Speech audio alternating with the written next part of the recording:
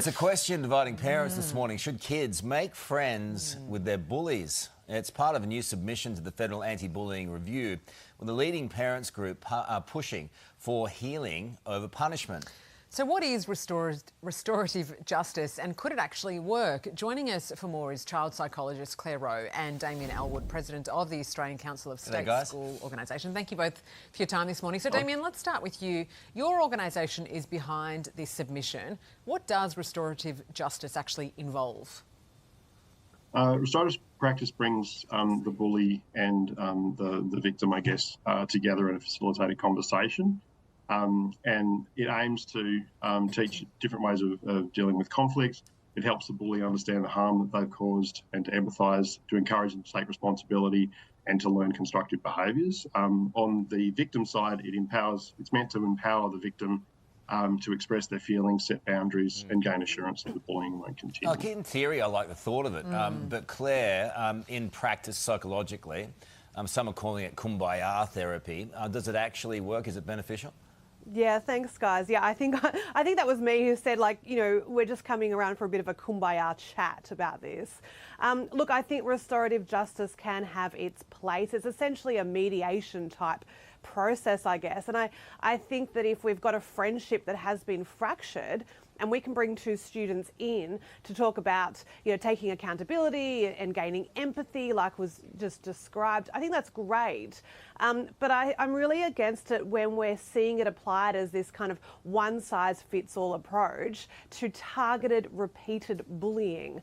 And I think it can't be there just as a silver bullet, the one thing. I think kids who are victims will really lose faith in the wider system if bullies are not met with some type of age-appropriate, consistent boundaries and consequences as well to their behaviour.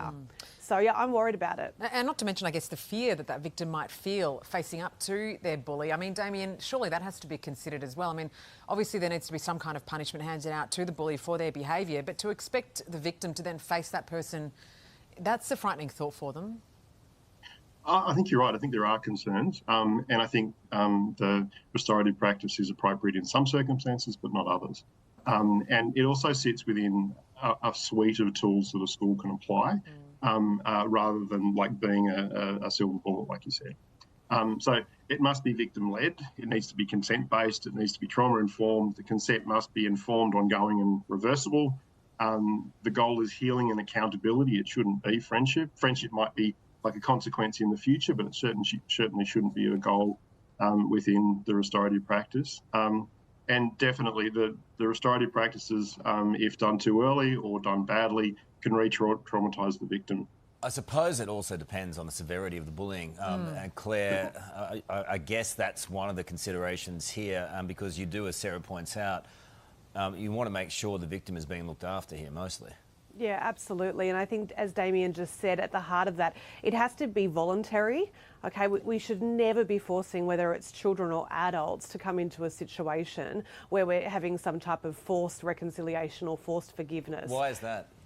You know, at the end of the day, we don't want to be giving that message also to kids, that, you know, when someone has harmed you in that way of consistent targeted bullying, that you are going to be forced to have to sit down with them. And if you choose not to and put that boundary in place, I think that's a very good lesson as they grow up to become adults. All right, I think Damien, you're basically advocating for a national approach to this. But Clare, if I could ask you as a psychologist, what would be the best way forward then? Yeah, I think a national framework would be great, because I think schools are doing things differently.